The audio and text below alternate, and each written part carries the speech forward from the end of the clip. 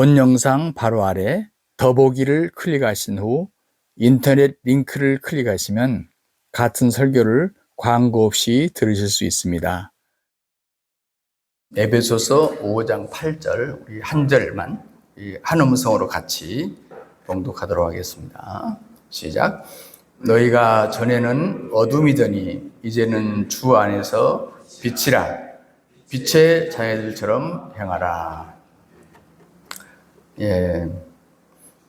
우리를 빛이라고 사도 바울은 얘기하고 있습니다. 그렇기 때문에 당연히 마땅히 빛의 자녀로 행해야 된다, 이렇게 말씀을 하고 있습니다.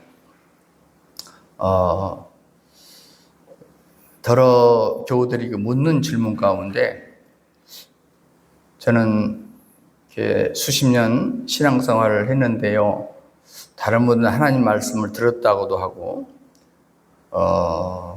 또 빛을 보았다고도 하고 그러는데 저는 한 번도 그런 경험이 없어요. 뭐가 잘못된 것입니까? 이런 질문을 종종 받습니다. 제가 대답하고 싶은 것은 하나님 음성이 없는 것도 아니고 하나님의 빛이 없는 것도 아닌데, 다만 우리가 코로는 냄새를 맡아야 되고 귀로는 들어야 되는데 우리가 자칫 잘 몰라서 코로 들으려고 그러고 귀로 냄새를 맡으려고 하기 때문에 우리가 하나님의 음성을 듣지 못하고 또 빛을 보지 못합니다. 제가 그런 얘기를 종종 하거든요. 그러니까 성도님이 잘못된 게 아니고 영과 혼을 구분을 잘 못해서 그런 경우가 많습니다. 그렇게 제가 답을 할 때가 많습니다. 그러니까 영으로 들으셔야 되는데 혼으로 들으려고 그런다. 영으로 빛을 봐야 되는데 혼으로 빛을 보려고 하니까 빛이 없는 것도 아니고 하나님 음성이 없는 것도 아닌데 우리 감지가 되지 않는다 하는 얘기를 하는 것이죠. 이 영과 영혼이 다른 것인가? 성경은 분명히 영, 혼, 육에 대해서 얘기를 하는데 우리가 많은 경우에 섞어서 대충 혼돈되게 인식하는 경우가 많습니다. 우리가 이제 이에 대한 얘기를 우리 잘 풀어야만이 우리 신앙생활이 바로 세워질 수 있다. 또 신앙생활은 참 재미있다. 또 영광스러운 그런 빛의 복음을 우리가 누릴 수 있다. 그런 확신을 저는 항상 갖고 있습니다. 그러므로 하늘의 문이 항상 열려 있지만 마치 하늘 문이 닫혀 있는 것처럼 우리가 하나님께서 기도를 늘 들으시는데도 하나님의 기도를 도무지 내 기도는 들으지 않는 것 같다 라는 그런 기분이 들 때도 있고, 나는 평생 주님의 음성을 들은 경험이 없다, 이런 야무진 고백을 할 수 있습니다. 오늘 영광스러운 그런 빛의 복음에 대한 얘기를 한 7가지로 여러분과 함께 나누려고 하는데요. 하나는 제가 지난 첫 주에도 이런 비슷한 얘기를 했는데 영과 혼이 완전히 다르다는 것입니다. 영과 혼은 다르다는 것이고요. 그리고 예수님이 성부 하나님과 어떻게 교제하셨냐? 그건 영으로 하셨다 하는 것입니다. 세 번째, 오늘 주제가 빛이기 때문에 이 천국의 빛과 세상의 빛은 같은 게 아니다 하는 거고요. 그리고 예수님을 왜 자기 자신이 아들이라고 부르셨을까 하는 그 비밀도 우리가 한번 생각을 해봐야 되고, 그리고 우리에게도 또 5번째, 하나님의 자녀다. 하나님을 똑같이 예수님처럼 아버지라고 부르시는 이런 위치에 있다는 거.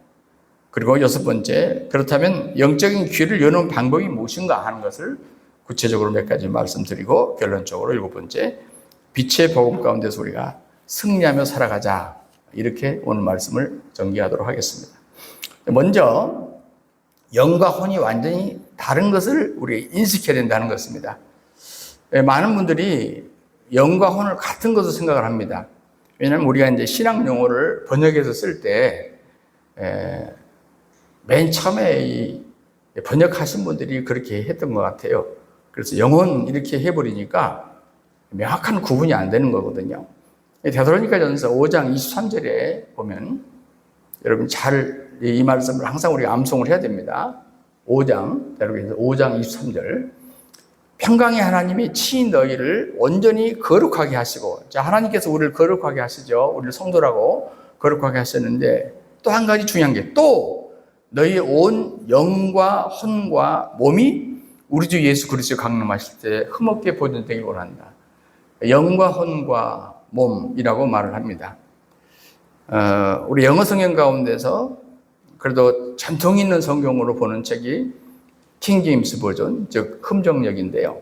아주 오래된 신수에 번역된 영어 책인데, 그 책에는 이 영과 혼과 몸을 아주 분명하게 해놓습니다. 그러니까 spirit, soul, body 혹은 flesh 이렇게 확실하게 해놓은 것을 보게 되는데, 다른 성경이나 우리 성경에는 이게 자꾸 혼돈되어 있다는 것을 저는 많이 확인하고 있습니다. 자, 왜 바울은 인간을 세 부분으로 나누는가?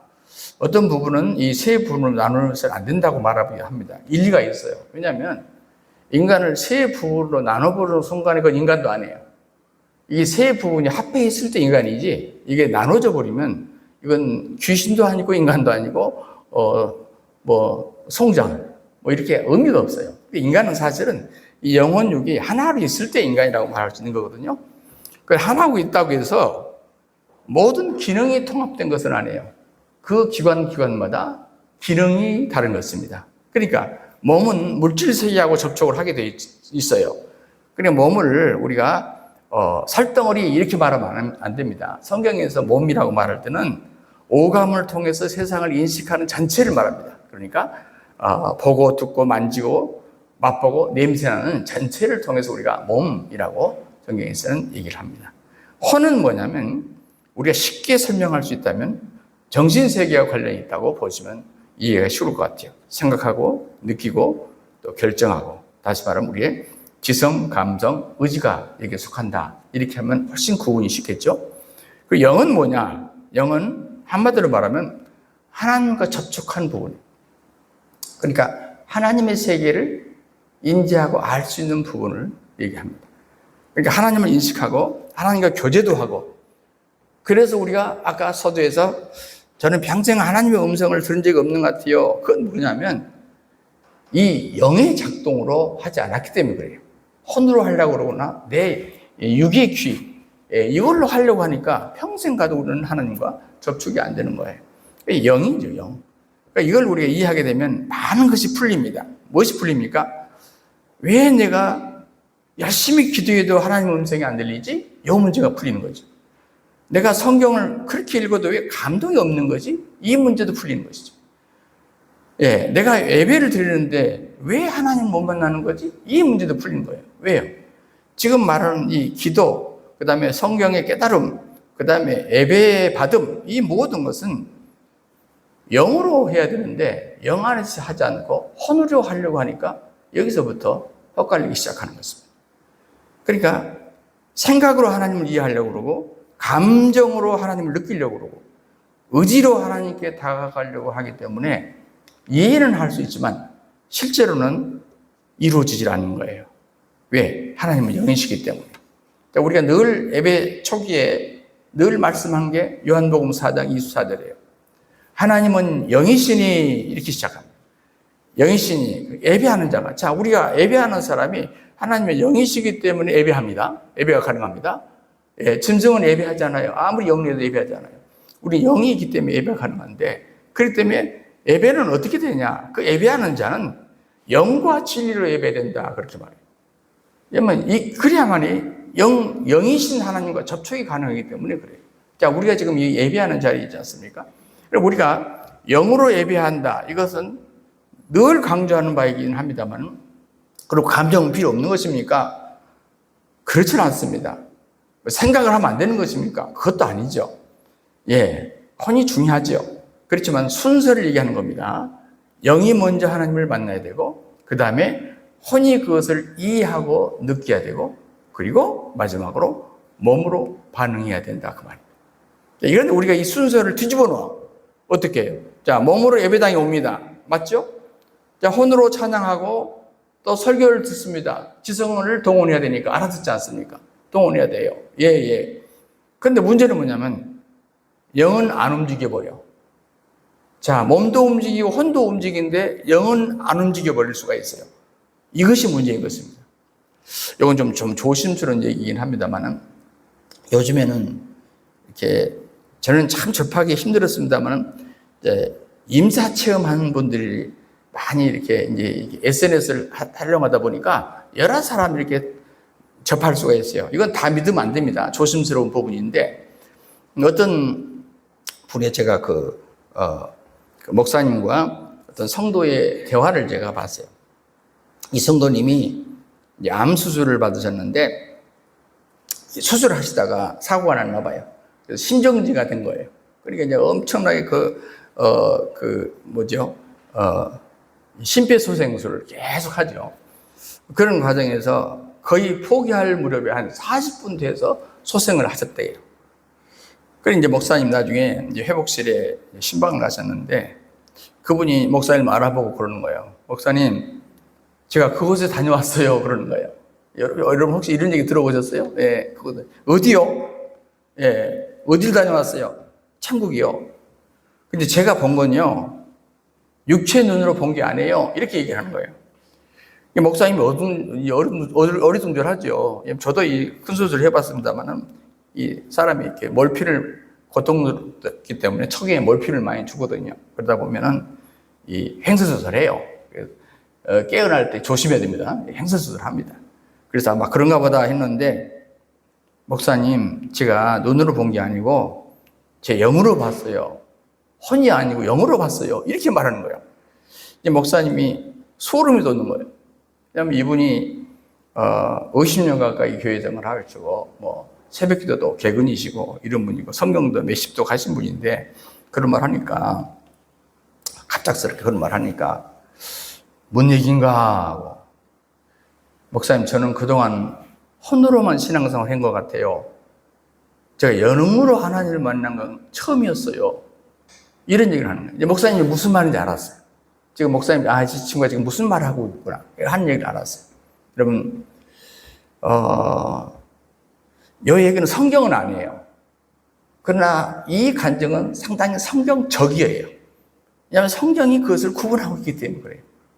이분이 이 임사 체험을 통해서 뭔가 이걸 구분하는 것을 처음으로 경험해 본 것 같아요. 제가 느낌은 그래요. 읽으면서 제가 느낌이 그래요. 그러니까 여러분, 천국의 빛은 육체의 눈으로 볼 수는 없잖아요. 하나님의 음성을 육체의 귀로 들을 수는 있는 게 아닙니다. 영의 눈, 영의 귀로 인식할 수 있죠. 저는 반대도 많이 봐요. 어떤 분이 자기가 하나님을 만났대요. 하나님의 음성을 들었대요. 근데 내가 볼 때는 혼으로 한 거예요. 혼으로. 예, 정신세계에서 한 거라고. 그래서 자기가 영적인 세계에서 한 것으로 착각하는, 이건 저는 지금 반대 얘기예요. 지금 반대. 이런 사람도 저는 만나봤고 대화도 많이 해봤어요. 그런데 속으로, 말은 안 치면 속으로는 저것은 가짜다, 그런 느낌이 들 때가 있거든요. 자, 여러분, 고린도전서 2장 14절이 뭐라고 한 거 보십시오. 육에 속한 사람은 이 사도 바울은 참 대단한 분이에요. 왜냐하면 영에 속한 사람과 육에 속한 사람으로 구분하거든요. 이건 정말 어려운 얘기예요. 자, 근데 사실은 어려운 게 아닌 게 성경이 나온 얘기입니다. 사도 바울이 만든 얘기 아니에요. 자, 육에 속한 사람은 하나님의 성령의 일을 받지 않느냐. 이는 그것들이 그에게는 어리석게 보이며, 여러분, 육에 속한 사람은 영적인 세계 얘기를 할 때 참 바보 같은 얘기하네, 엉뚱한 소리 하네, 이렇게 듣는데요. 어리석게 듣는데요. 또 그것들을 알 수 없나니 그러한 일은 영적으로라야 분별함이니라. 자, 육에 속한 사람은, 즉 육적으로나 혼적으로는 영의 세계를 알 수 없다. 이렇게 말합니다. 이것 영으로만이 구분할 수 있다. 이렇게 얘기를 합니다. 예. 이것은 영의 세계로 구분하는 것이 혼적인 세계에서 분별이 안 된대요. 비밀입니다. 정말 비밀이죠. 영과 혼이 다르다는 거. 이 비밀이에요. 자, 이걸 먼저 인식하지 않으면 지금 제가 말씀하고 싶은 이 얘기는 전혀 이해할 수 없습니다. 그러므로 두 번째, 그러면 예수님의 경우를 봐야 돼요. 예수님은 아버지와 뭘로 교제하셨을까? 그분은 우리가 똑같은 육을 가지신 분이었잖아요. 적어도 33년만큼은. 그분은 어떻게 성부 하나님과 교제하셨을까? 영으로 했습니다. 여러분, 이 땅에 오셨을 때 그분이 육체를 100% 우리의 인간과 같은 육체를 가졌을지라도 계속 성부 하나님과 깊은 교제를 24시간 나누고 계셨습니다. 자, 우리에게 눈에 띄는 것, 성경에 기록된 것만 보면은 새벽에 한적한 곳으로 가서 기도하셨다. 아니면 뭐 밤새워서 산에 올라가서 기도하셨다 할지, 아니면 뭐 특별한 중요한 일을 놓고 결정을 앞두고 놓았을 때 기도하신 얘기가 나오거든요. 저는 늘 그런 생각을 했어요. 아니, 예수님이 하나님이신데 왜 기도가 필요했지?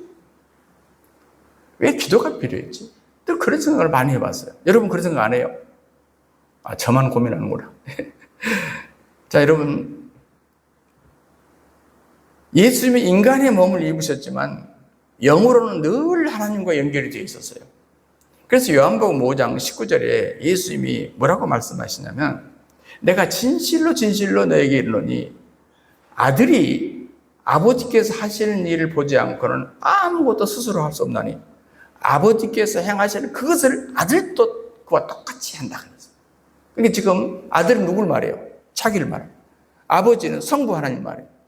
그래서 자기가 계속 성부 하나님과 교통하면서 그분이 하시는 것을 아무것도 스스로 하는 게 아니야. 그분이 하시는 일, 그분이 하고자 하는 일을 그걸 했대요.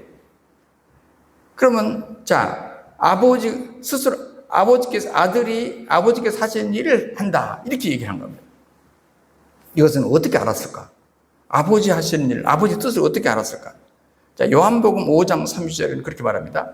나는 내 뜻대로 하지 않고 나를 보내신 이의 뜻대로 하려 하며 그러므로 내 판단은 항상 의로우니라. 자, 예수님은 하나도 자기 뜻을 이루신 분이 아니에요. 성부 하나님과 항상 교통하면서 그분의 뜻을 정확하게 파악해서 그것만 했습니다. 그것만. 인간의 몸을 그대로 입고 계시면서도 영은 항상 열려 있었어요. 누구한테? 아버지예요. 아버지는 어떤 일을? 교제를 한 겁니다. 계속 교제가 있었어요. 이것이 예수님의 기도의 비결이죠. 비밀이기도 해요. 예, 계속 영으로 아버지와 교제를 나누고 있습니다. 마가복음 1장에 보면 흥미로운 얘기가 나와요. 거기 보면 예수님이 이제 하룻밤 얘기가 나오는데, 그 이제 저녁나절 얘기죠. 오후하면 늦게 이거 같아요. 저녁나절. 그러니까 이제 사람들이 요즘 같은 퇴근해가지고 막 예수님 소문 듣고 막 몰려오는 거예요. 물론 낮에도 그냥 오시는 분이 있겠지만 또 일하시는 분들은 일하고 와야 될 거 아닙니까? 그러니까 이제 요즘 같은 퇴근해서 오는 거예요. 근데 그때 예수님이 주로 무슨 일을 했냐면 많은 병자를 고치셨어요. 예수님이 하신 일이 몇 가지 있는데 그 가운데 병자를 고친 일이 많으셨잖아요. 그러니까 막 그 소문을 듣고 막 온 동네 문 앞에 모였다고 그랬어요. 온 동네가. 그런데 이제 밤이 되니까 집으로 돌아가잖아요, 사람들이. 근데 그 다음날 성경에 뭐냐면 새벽 아직 어두울 때 예수님이 일어나서 한적한 곳으로 가셨다 이렇게 나와요. 한적한 곳으로. 뭐하러 가셨습니까? 기도하러 가셨겠죠. 자, 그때 제 아들이 막 예수님을 찾아요.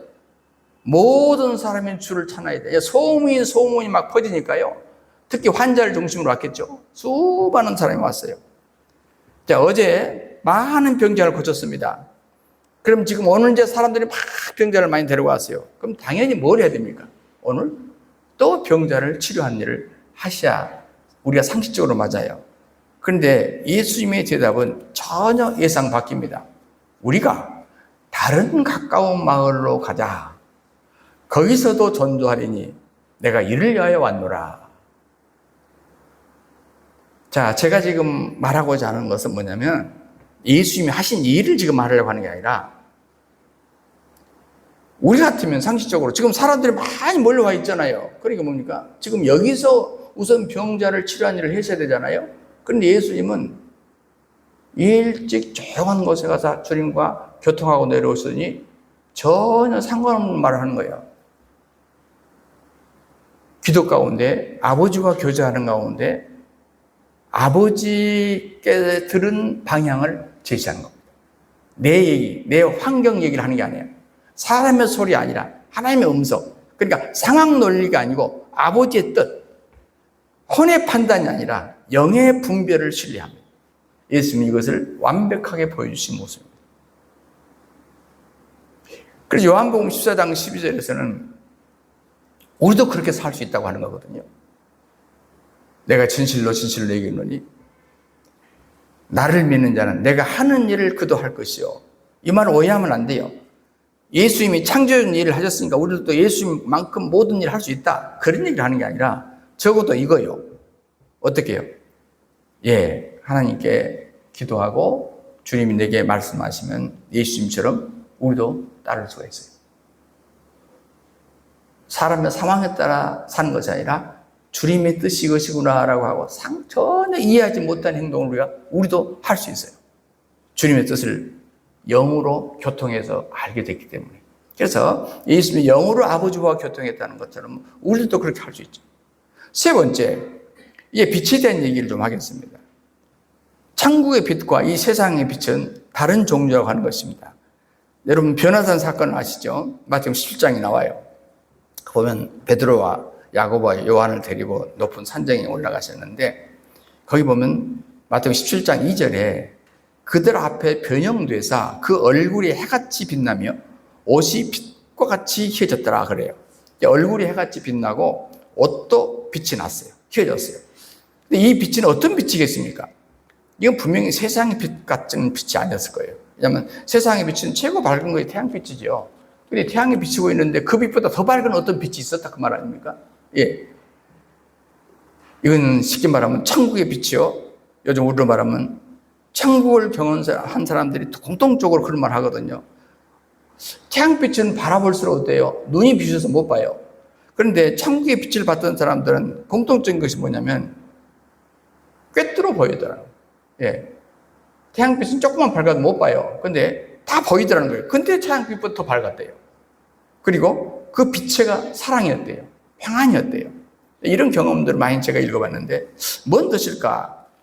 그것은 천국의 빛은 물리적인 빛이 아니라는 것입니다. 물리적인 빛이 아니에요. 요한일서 1장 5절에는 그렇게 선언해요. 하나님은 빛이시라. 거기에 빛이라고 말해요. 그 얘기는 어둠이 조금도 없으시라. 그러니까 여기 보면 하나님의 임재 자체가 빛이래요. 이건 태양빛이 아니라는 얘기예요. 왜 제가 말씀드리냐면 요한계시록 21장 23절에 그렇게 말하거든요. 그 성은 즉 하늘나라 성이죠. 우리가 앞으로 갈 하늘나라입니다. 그 성은 해나 달의 비침이 쓸데없다 그랬어요. 그러니까 거기는 태양빛이 아니에요. 분명히 하나님의 영광이 비치고 어린 양이 그 등불이라 그렇게 나와요. 그러니까 천국에는 태양빛이 필요 없어요. 하나님 영광이 비치고 어린 양 자체가 비치세요. 그리고 변화산에서 제 아들이 본 것이 말이에요. 어떤 빛이었겠습니까? 바로 이 빛이었습니다. 바로 천국의 빛이고 그 하나님의 영광이 육체의 베일을 뚫고 나와버린 그 빛. 즉 이 빛을 경험한 것입니다. 아, 지금 제 아들이 그 당시에 그 빛을 받는 자 예수님이 빛으로 나타나셨다는 것까지 이어가요. 그럼 우리가 반대로 생각해 보세요. 그러면 제자들은 그 빛을 무엇으로 봤을까 하는 거예요. 육체의 눈으로 봤을까? 영의 눈으로 봤을까 하는 겁니다. 뭐라고 생각합니까? 자, 이 빛을 뭘로 봤을까요? 자, 예수님은 빛이시죠, 당연히. 그런데 그 특별한 빛이 그날 비쳐서. 근데 육의 눈으로 봤을까요? 영의 눈으로 봤을까요? 한번 우리 쪽에서 한번 생각해 보세요. 이것을 베드로가 베드로서를 기록할 때 이 경험을 자기가 말을 해요. 자, 베드로후서 1장 16절에 이 경험을 회고하면서 이렇게 말해요. 우리는 그의 크신 위엄을 친히 본 자들이라. 자, 친히 봤대요, 자기가. 자, 세 형제가 친히 봤어요. 그러면 뭐라고 하냐면 18절에 거룩한 산에서, 자, 이게 바로 변화산이에요. 거룩한 산에서 우리가 함께 있을 때, 자, 그때 얘기를 지금 회고하는 겁니다. 함께 있을 때 하늘로부터 나온 이 소리를 우리가 들은 것이라. 이는 내 사랑하는 아들이요 내 기뻐하는 자라.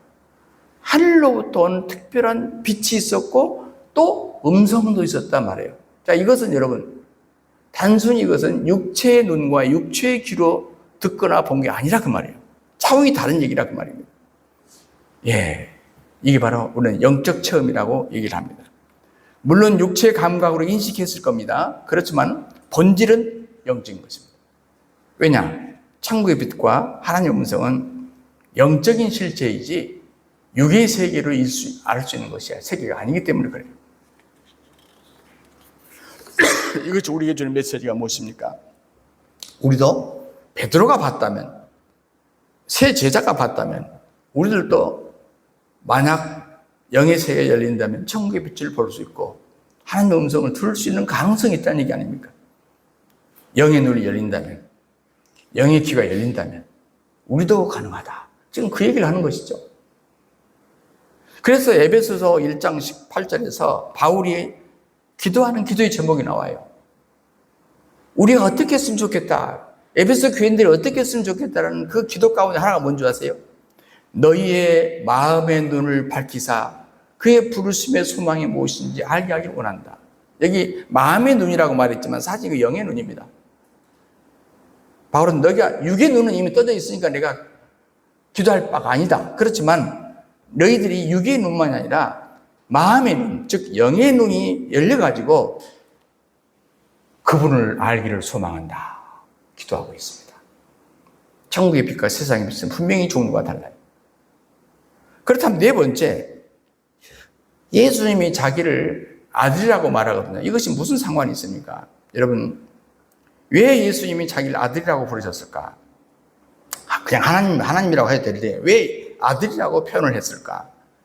사람들은 그래요. 예수님이 겸손을 표현하기 위해서 그랬다. 하나님이시지만 낮은 자리에 서기 위해서 아들이라고 했다. 그렇게 말하기도 합니다. 일리가 있어요. 그렇지만은 성경을 깊이 보다 보면 오히려 반대입니다. 그것이 아닌 걸 알 수 있어요. 그건 뭐냐면 당시 유대 문화가 바로 그것을 말합니다. 요한복음 5장 18절에 보면 지금 요한복음 5장이면은 후기가 아니잖아요. 예수님이 활동이 얼마 안 될 지 아닙니까? 근데도 벌써 그때 어떤 일이 벌어진 줄 아십니까? 유대인들이, 여기 유대인들이 말하면 유대의 좀 뭡니까? 유력한 사람을 말합니다. 일반 유대인들 말하는 게 아니에요. 유력한 사람. 유대인들이 더욱 예수를 죽이고자 하네요. 지금 초기부터 예수를 죽이고 싶어 했어요. 유대의 유력한 사람들이. 근데 그 이유가 뭔지 아십니까? 이는 죽이고 싶은 이유가 있다 이거예요. 첫 번째, 안식일을 범할 뿐만 아니라, 자, 첫 번째 예수를 죽이려고 했던 것은 그들의 눈으로 볼 때 예수님은 안식을 범한 자였어요. 두 번째, 하나님을 자기의 친아버지라 하여 자기를 하나님과 동등으로 삼으심이라. 지금 유대인들이 예수를 죽이고 싶은 두 가지 이유가 안식을 범했다는 죄 하나하고 그 다음에 자기를 아들이라고 부른 거예요. 하나님과 동등한 자로 여기는 거예요. 이것 때문에 참남죄에 속하는 걸로 죽이고 싶어 했다 그 말이죠. 여러분, 당시 유대 문화에서는 아들은 아버지의 본질과 권위를 공유하는 존재였습니다. 그러니까 아들이 하는 일은 곧 아버지가 하는 일이요. 아들의 말은 아버지의 뜻이야. 그렇기 때문에 예수님이 아들이라고 하는 것은요, 자기를 낮춘 게 아니에요. 오히려 자기를 유대인들이 눈으로 볼 때는, 예수님은 당연한 거죠. 유대인 눈으로 볼 때는 하나님과 본질이 같다고 선언하는 거예요. 이것이 굉장히 유대인들의 눈이 거슬렸다 그 말이에요. 그런데 히브리서 1장 3절은 확증합니다. 이는 하나님의 영광의 광채요 그 본체의 형상이라. 이 광채란 말은 무슨 말입니까? 태양만 있는 게 아니잖아요.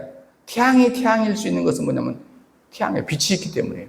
만약 태양에 빛이 없는 태양이라면 무슨 의미가 있겠어요? 그러므로 빛은 태양에서 나오지만 빛 자체가 태양의 본질이에요. 그러니까 빛이 없는 태양은 상상할 수 없는 것이죠. 언제나 태양이 빛을 만들기 시작해요. 그러므로 태양이 존재하는 순간부터 빛도 항상 함께 있었습니다.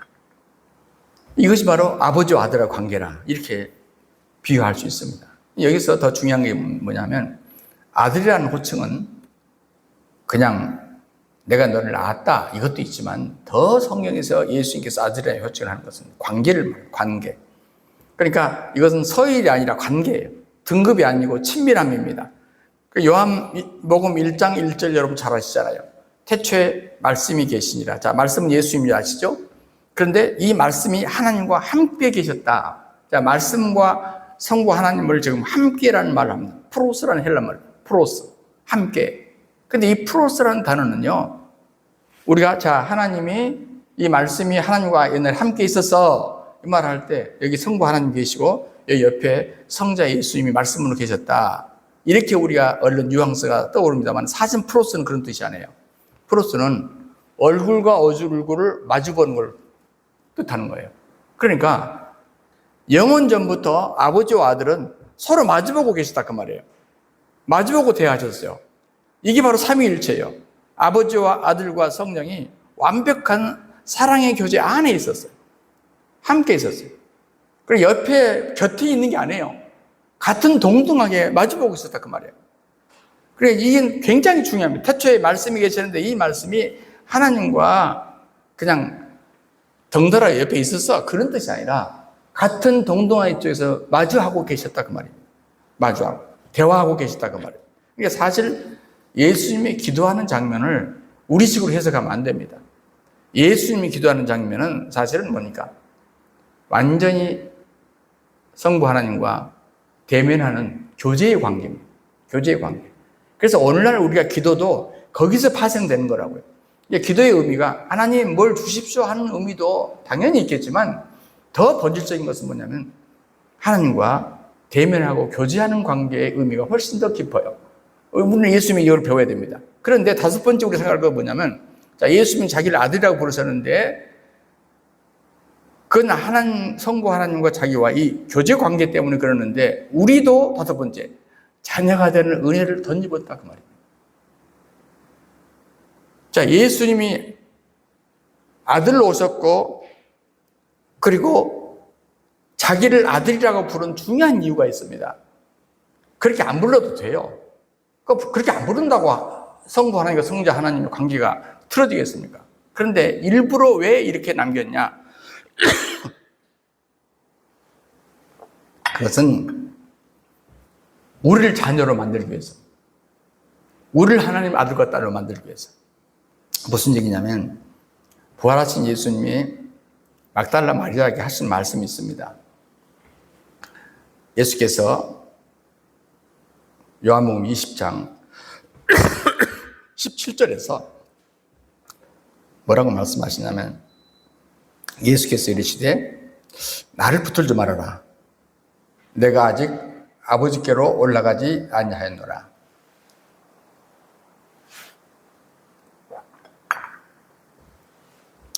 너는 내 형제들이 가서 이르되 내가 내 아버지 곧 너희 아버지, 잘 주목하십시오. 내 아버지 곧 너희 아버지, 내 하나님 곧 너희 하나님께로 올라간다 하라 하시니. 자, 여기서 제가 주목한 건 뭐냐면 내 아버지 곧 너희 아버지. 여러분 지금 이때는요 언제냐면 예수님이 십자가 지시고 부활하신 직후예요. 그런데 십자가 지시기 전에는 예수님은 한 번도 그런 말 한 적이 없어. 예수님이 내 아버지라고 했지만은 우리한테 그 아버지가 네 아버지다라고는 한 적이 없다고 말이에요. 항상 예수님은 내 아버지라고 그랬어요, 늘. 그런데 예수님이 십자가를 지시고 부활하신 다음에는 특별한 표현을 하는 거예요. 내 아버지 곧 너희 아버지. 이건 어마어마한 복음입니다. 여러분, 예수님의 아버지가 이제는 예수님의 십자가 사건을 통해서 우리 아버지도 되어버린 거예요. 그러니까 예수님만 누리던 그런 아버지 부자 관계가 우리에게도 똑같이 적용되어 버렸다 그 말이에요. 놀라지시도 않으시네. 어떻게 이것이 가능한 겁니까? 십자가를 통해서 가능한 거예요. 왜냐하면 십자가를 통해서 예수님이 우리 죄를 지고 값을 치르셔버렸기 때문에 장벽이 허물어져 버린 거예요. 성전의 휘장이 갈라져 버리고 허물어졌단 말이에요. 그래서 종의 영이 아니라 아버지의 영이 우리에게 임하셔 버려가지고 이제는 아버지가 되신 거라고 말이에요. 자, 조금부터 제가 표현하겠습니다만은 장벽이 무너졌어. 그래서 우리가 아버지가 됐어.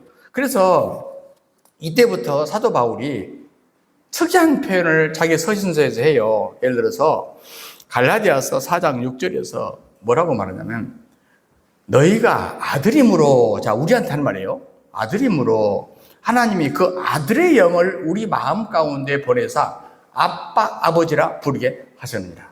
자, 아빠, 아버지는 어린아이가 아버지를 부르는 호칭 아닙니까? 친밀한 호칭이죠. 가까운 호칭입니다. 그런데 하나님이, 예수님이 아버지와 나누셨던 그 친밀함이 있잖아요. 교제. 영으로 아버지와 늘 만나고 영으로 교제했잖아요. 아버지하고. 바로 그 음성을 들었던 그 교제. 우리도 그 안에 들어갈 수 있다라고 길을 열어주신 거예요. 자, 똑같은 사도 바울이 로마서 8장에는 조금 더 자세히 얘기합니다. 자, 18절에서 16절에 너희는 다시는 무수하는, 여기 보면 종의 영을 받지 않냐고. 옛날에는 종의 영이었잖아요. 근데 이제는 아니냐고. 양자의 영을 받았으므로 우리가 여기 똑같아요. 아빠, 아버지라고 부르짖느니라. 예수님은 친아들 관계였죠. 근데 우리들을 양자 아들로, 아답트 하시는 거죠. 양자 아들로 부르짖느니라. 아빠, 아버지라고 똑같아요. 예수님이 성자 하나님을 아버지라고 부르는데 이제는 너희들도 하나님을 아빠, 아버지라고 부를 수 있다. 너희에게 이미 그 영을 넣어주었다. 성령이 친히 우리의 영과 더불어 우리가 하나님의 자녀인 것을 증언하시느니라. 성령이 우리의 영하고요, 우리 영과 더불어, 자, 우리 영, 혼이 아닙니다. 우리 영 안에 역사하셔서 핵심이 영이에요. 성령은 우리 영과 교통하심으로 혼이 아니라 영이에요. 하나님이 우리의 영을 통해서 이제는 교제하시니까 이제는 하나님의 음성을 들을 수 있는 아빠와 아버지의 관계가 됐다. 이렇게 말씀하셨어요.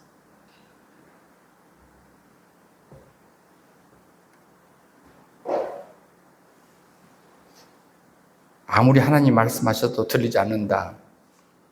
그것은 하나님 문제가 있는 게 아니라 지금 우리들에게 문제가 있는 겁니다. 하나님은 이미 아빠가 되셨고 예수님을 통해서 장벽을 헐어보셨고 부자관계를 완전히 만드셨고 우리에게 또 고백하게 하려고 양자 영을 부어넣어가지고 아버지라고 고백할 수 있도록 해주셨고, 그러니까 뭐 이름만 아빠 한 게 아니고 진짜 아버지하고 그 친밀한 관계를 맺을 수 있도록 했다 그 말 아닙니까? 그런데 우리 영이 아직도 닫혀 있어서 이런 진실한 고백을 못하는 거라. 입으로는 하죠. 입으로는 아버지 하나님 한단 말이에요. 그런데 실제로는 빛 가운데서 머무르지 못하고 이건 엄청난 손해죠. 그럼 어떻게 할까요? 6번째. 그럼 우리가 이제 듣는 것으로 쉽게 합시다.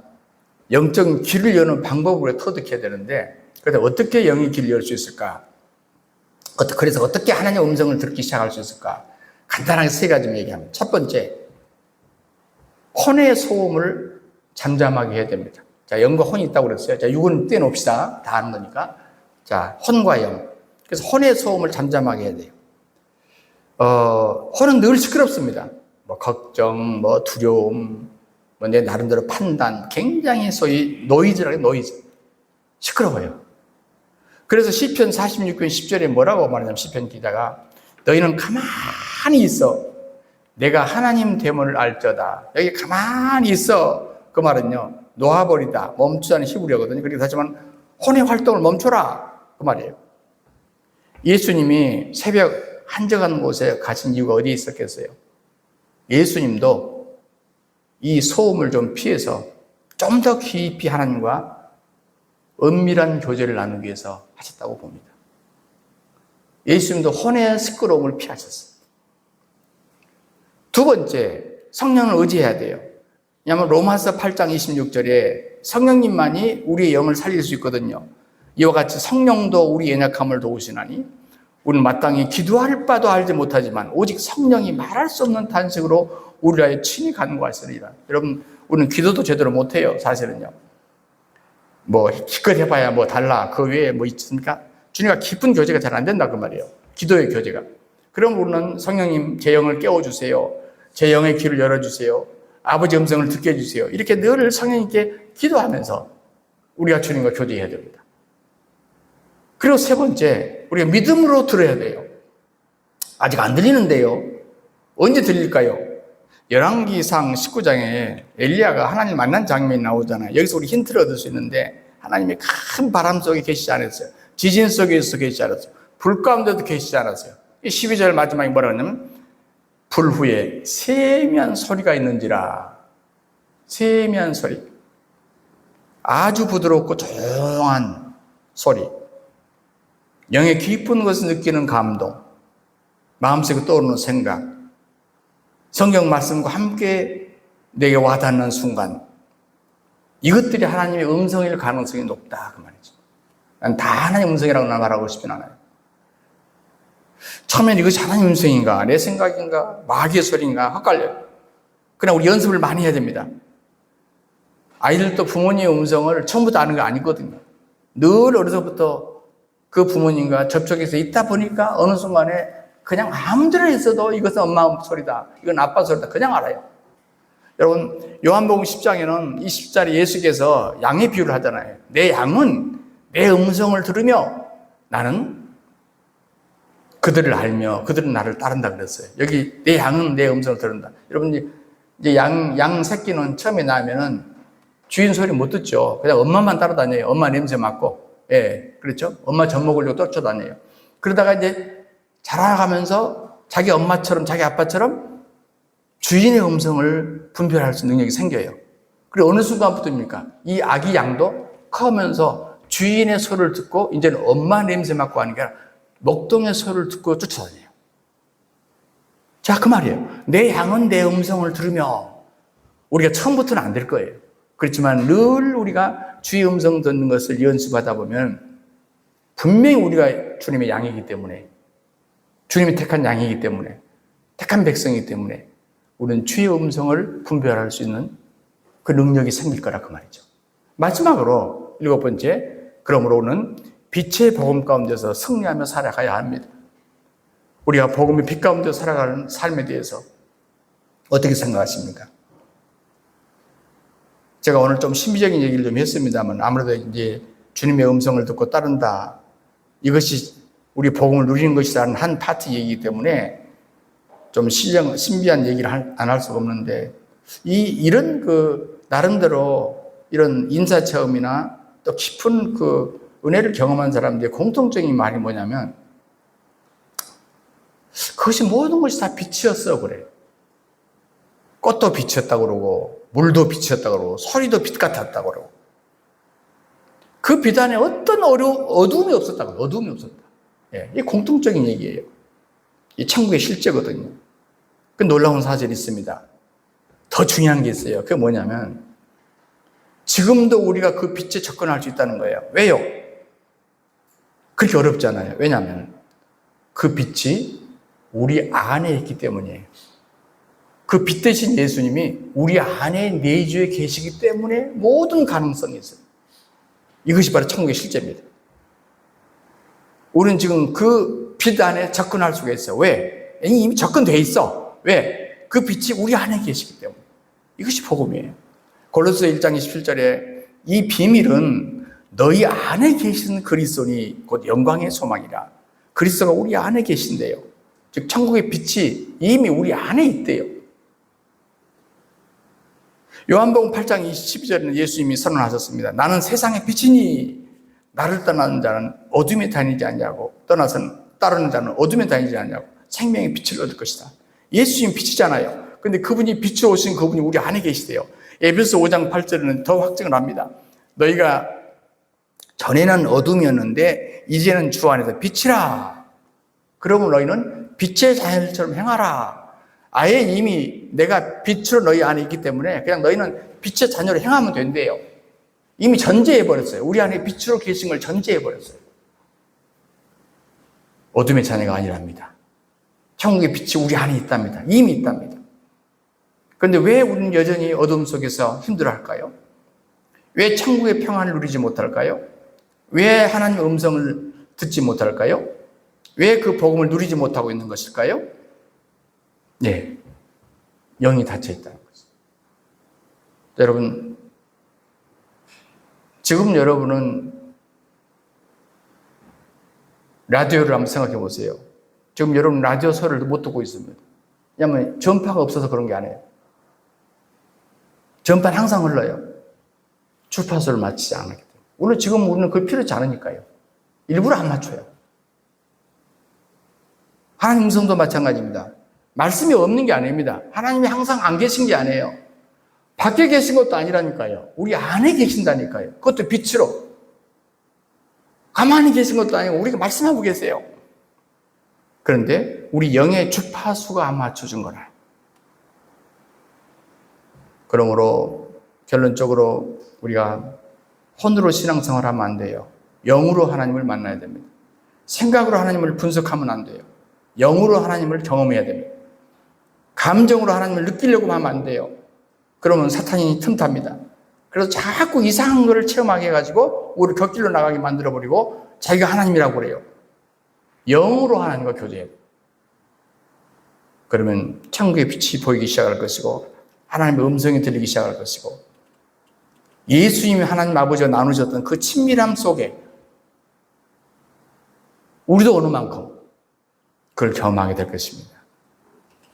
빛의 복음 가운데 승리하게 될 것입니다. 이것이 하나님의 아들이 우리에게 샘플로 보여주신 것이 비밀이고요. 우리가 이 땅에서 그 하나님을 누리라고 말씀하신 것입니다. 우리는 하나님과 별개로 종교생활을 하는 게 아니에요. 저 멀리 계신 하나님을 추구하고 찾는 게 아니라 그 말입니다. 우리 안에 계신 그분과 그리스도와 함께 그리스도와 더불어 누리는 삶이 빛의 복음인 것이죠. 주 하나님 우리 아버지 고맙고 감사합니다. 영광스러운 빛의 복음으로 우리에게 다가와 주신 것을 감사합니다. 많은 사람이 주님을 믿고 의지한다고 하면서도 너무 육적이고 너무 혼적이어서 주님과 교제를 하지 못하고 있음을 우리가 이 말씀을 통해서 안타까이 여깁니다. 하나님, 우리 영이 깨어나게 해주십시오. 그리고 내 영의 귀로 하나님의 음성을 듣게 하시고 영의 눈으로 주님을 경험하게 해주시고 체험하게 하여 주옵소서. 예수님이 아버지와 나누었던 그 친밀함 속에 우리도 들어갈 수 있게 해 주옵소서. 주 예수 그리스도 이름으로 간절히 기도하옵나이다. 아멘.